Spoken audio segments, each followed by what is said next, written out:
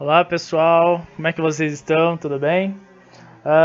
Professor Ortega, novamente aqui para a gente dar continuidade a essa aula de Direitos Civis e República Oligárquica, tá? Antes eu queria iniciar uma discussão com vocês sobre o período, né? A gente vai dar uma passadinha aí sobre o que a gente está vendo, né? Sobre o que a gente viu em República.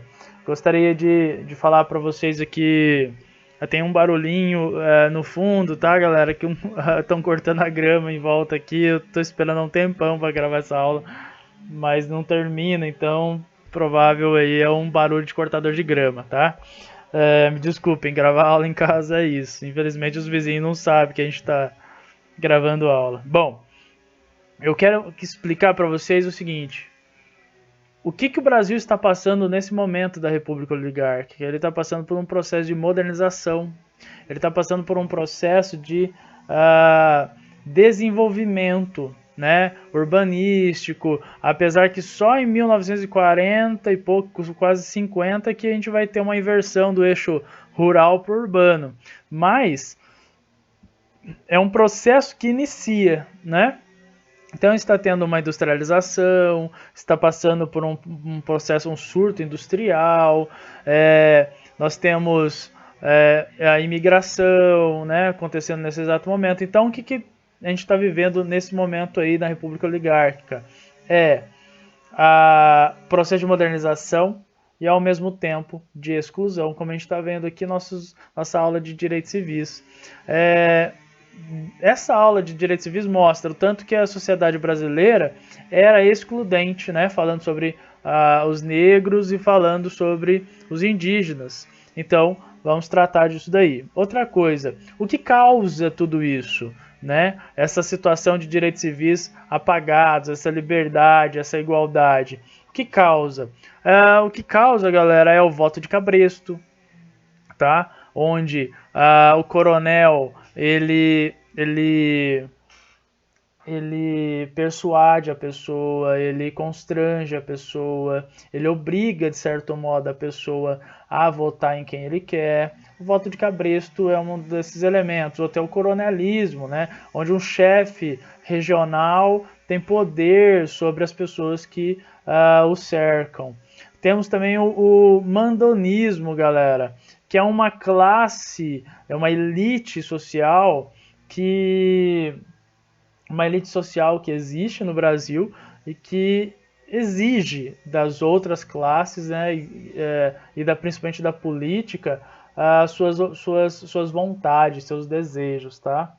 Tô aqui com a minha filhinha aqui no colo, a Frida, gracinha. E o clientelismo, galera. O clientelismo é a utilização do poder público, tá? Onde pessoas do poder público usam do seu recurso público, usam do recurso público, do recurso do povo, para beneficiar alguém. Então, torna-se um cliente do Estado, tá? Então, passando por isso, eu queria falar sobre outra coisa. Esse momento de república, essa palavra república, coisa pública, coisa do povo, está inspirando, né? Tenta se inspirar em uma ideia de liberdade, de uma ideia de igualdade. Só que na nossa aula, como a gente está vendo, né? Isso não existe. Ao mesmo tempo que eles pregam uma liberdade, pregam uma sociedade igualitária, nós estamos vendo racismo, a gente está vendo destruição do povo indígena, a gente está vendo coisas absurdas que rompem o direito civil, não é? Então era isso. Eu queria dar essa primeira entrada aí para vocês, tá? Só para retomar aqui o que a gente viu na aula passada. Vimos o momento pós-abolição, né? Nós vimos aqui o pensamento que defende a diferença biológica entre raças, nós vamos ter o racismo científico, nós vamos ter algumas consequências, né? A gente viu isso daqui, consideravam os negros inferiores, os da mão de obra imigrante branca europeia, negros e brancos não frequentavam a mesma escola, manifestação cultural negra era proibida, aqui a gente tem uma imagem da Rosa Parks, beleza? Temos a imprensa negra, a gente falou sobre ela. A imprensa procurava denunciar abusos policiais, violência, falta de valorização do ser humano, a marginalização. Informavam sobre a política, sobre a economia, sobre ações sociais que seriam boas para o povo negro, ok? E agora vamos dar continuidade à nossa aula, ok? Sociedades beneficentes. Pessoal, as sociedades beneficentes, elas são uma evolução das irmandades religiosas do século XVI.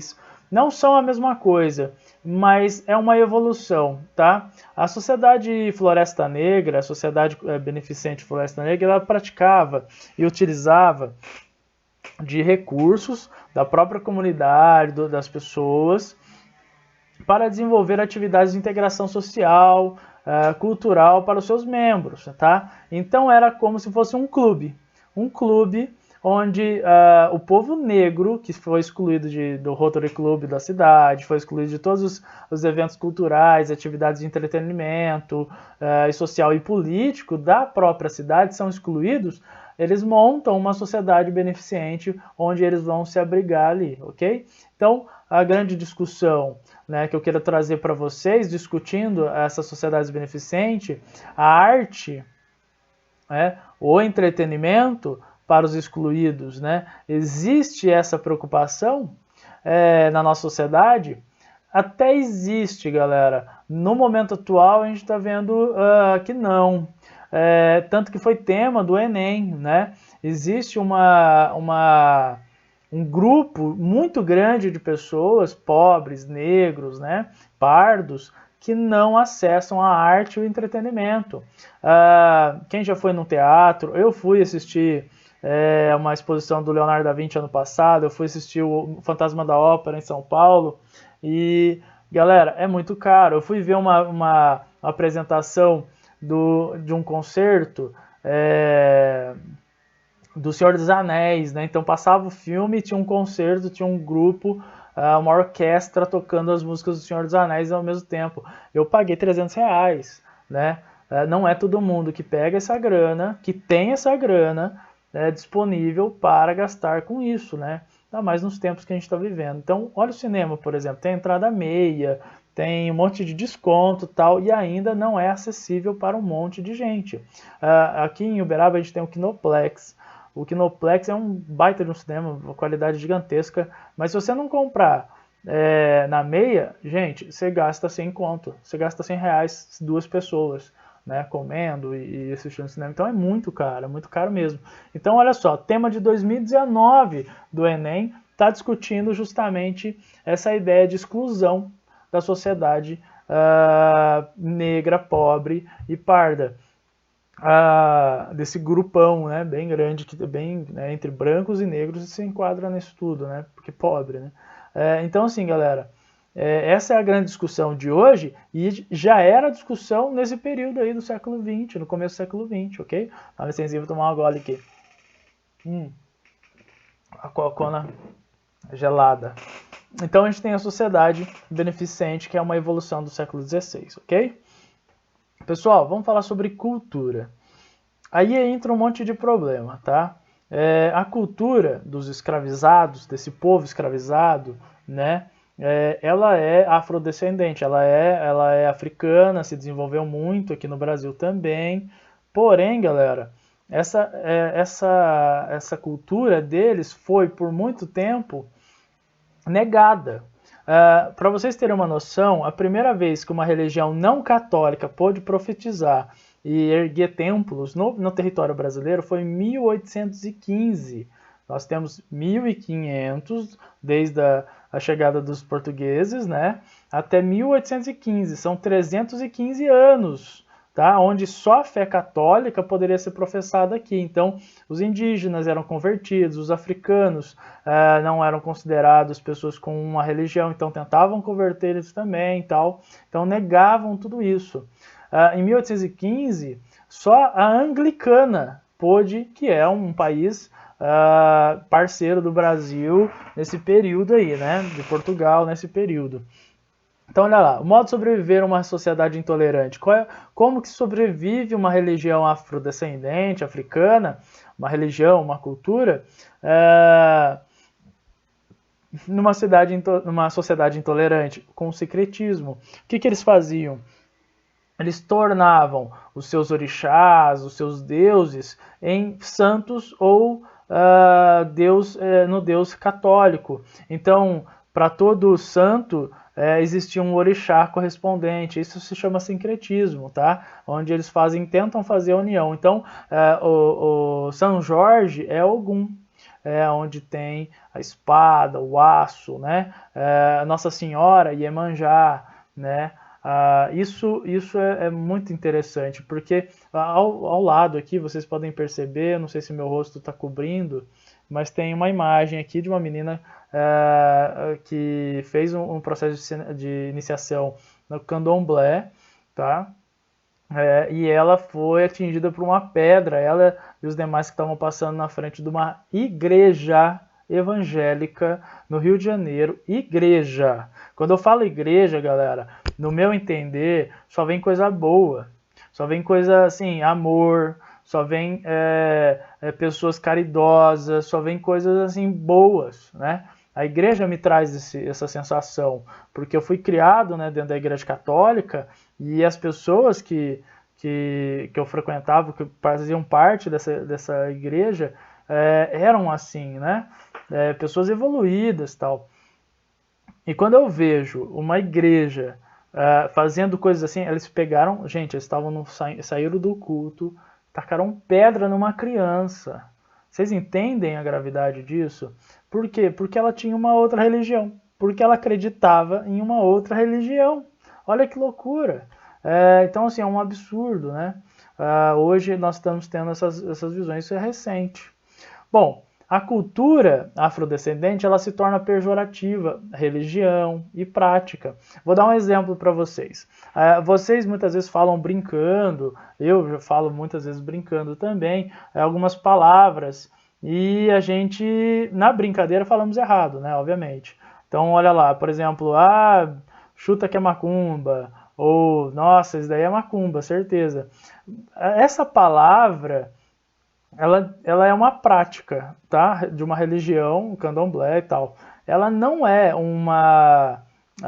como as pessoas pensam, que é uma maldição ou magia negra, nada disso, uma coisa ruim, nada disso. Pelo contrário, nós temos uma explicação muito mais bonita para a palavra macumba. É uma árvore, tá? Onde dessa árvore é feito um instrumento musical, e o cara que toca, ele é um macumbeiro, onde ele dá ritmo e dança, né? Som, alegria para o momento que está tocando e tudo mais. Então não tem nada a ver, obviamente, com coisa ruim. Por que as pessoas ligaram desde o período colonial a macumba a coisa ruim? Porque quando os negros tocavam o instrumento e faziam o barulho, e faziam a dança, as pessoas babacas achavam que aquilo, começaram o ritual lá, estão fazendo um ritual de magia negra. Entendem isso? E isso é retratado em filme, isso é retratado em desenho, isso é um absurdo, tá, galera? Então, assim, coisas viraram pejorativas, a própria cor delas também, dessas pessoas, viraram pejorativos, né? O preto é ruim, né? O negro, lista negra, né? Gato preto, a escuridão se tornou sinônimo de coisa ruim. Nós temos um movimento no século XVII e XVIII chamado Iluminismo, onde o Iluminismo traz sabedoria, a escuridão te traz coisas ruins, né? Não é bem isso, né? Não é bem isso, não. A cor preta, né? Ela tem o seu significado, a sua importância, e ela não pode ser levada desse modo como a gente entende de forma negativa, ok?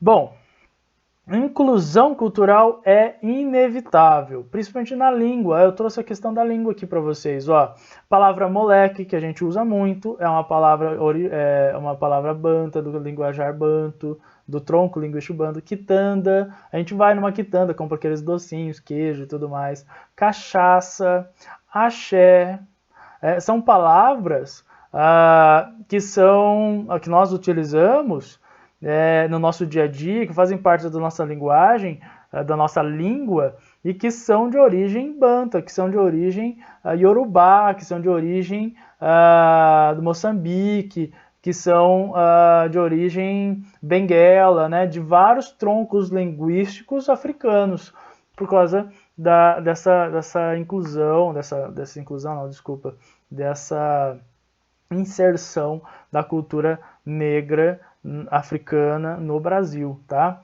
Então, aqui temos a imagem do Olodum, tá? Um grupo de axé famosíssimo, onde traz suas cores, onde traz a sua forma de se manifestar culturalmente. Então, temos aí o Olodum, tá? Então, é uma inclusão cultural inevitável que aconteceu e foi muito bem aceito. O Carnaval, por exemplo, é uma delas.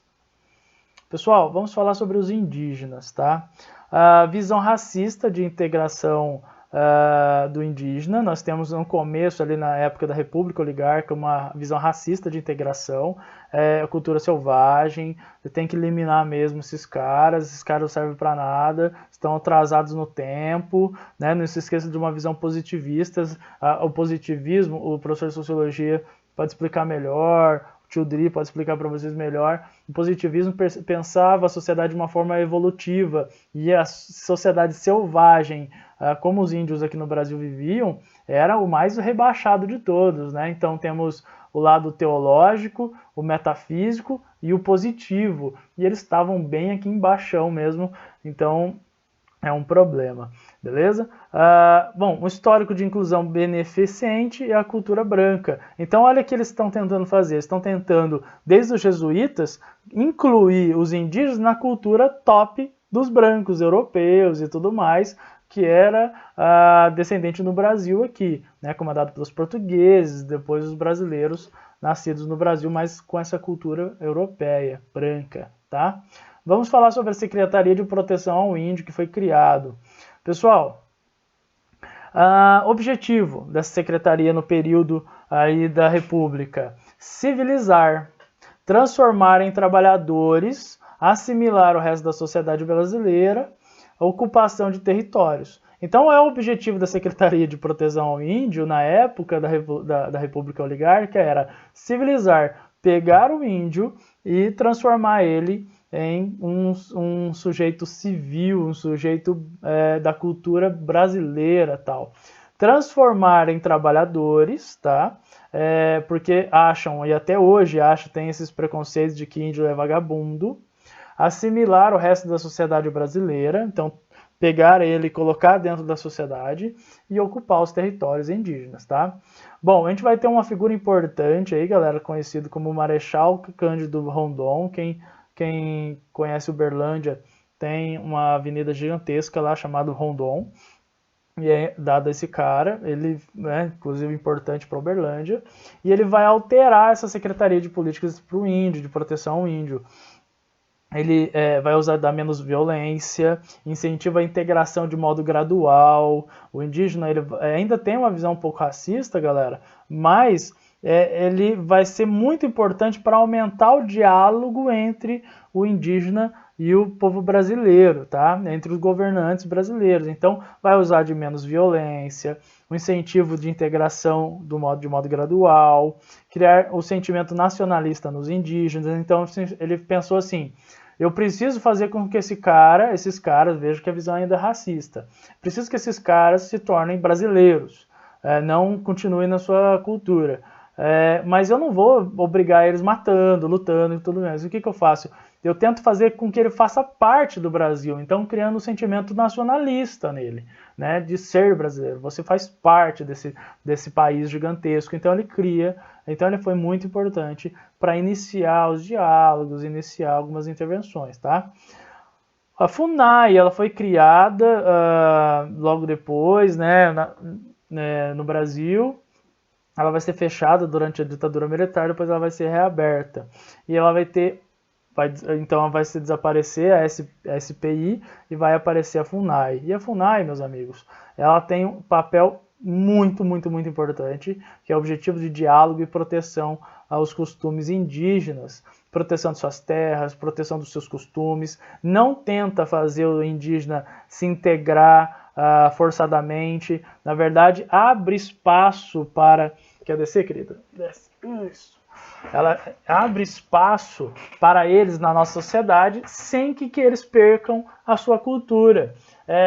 Pelo contrário, adquira a nossa e mantenha a deles, porque é isso que acontece, pessoal.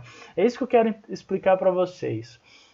Eu sou professor de sociologia também, de filosofia, então eu vou usar um pouquinho da sociologia aqui para vocês.